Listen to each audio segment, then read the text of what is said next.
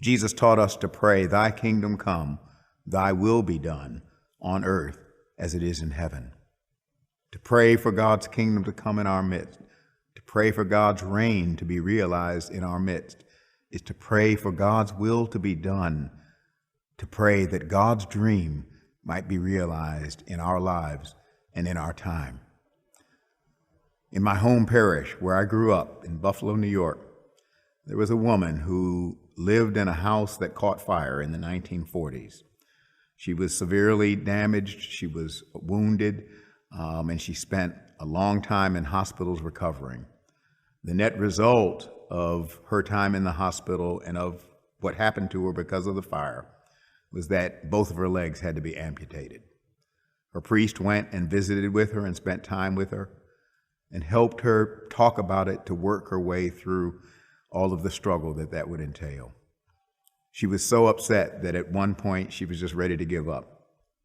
And in her conversation with her priest, she finally said, "If God would just help me have my legs again in some way, I give him my promise that I will serve him the rest of my life." Well, through the medical technologies that were available at that time, she was able to get two prosthetic devices, two prosthetic legs that helped her walk. And all the time when I grew up and many other children in that church, we knew her as Aunt Ruth, and she had crutches and those two prosthetic legs. And she used to make coffee every Sunday between the services. She also used to make robes and vestments for the little ones who would serve on the altar, for whom the vestment companies didn't make vestments. I was one of those kids. In fact, the truth is, she made vestments for young children who would serve on the altar as acolytes, and today there are 6 or 7 of those young children who are actually priests of the church, serving the church today.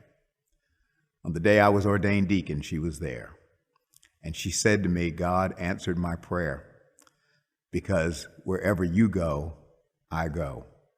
Your legs are my legs, and God has answered my prayer. Thy kingdom come, thy will be done on earth as it is in heaven." Therein is a prayer that God's will and God's dream might be realized in our time and in our lives. And I saw it happen with Aunt Ruth. God love you. God bless you. And may God hold us all in those almighty hands of love.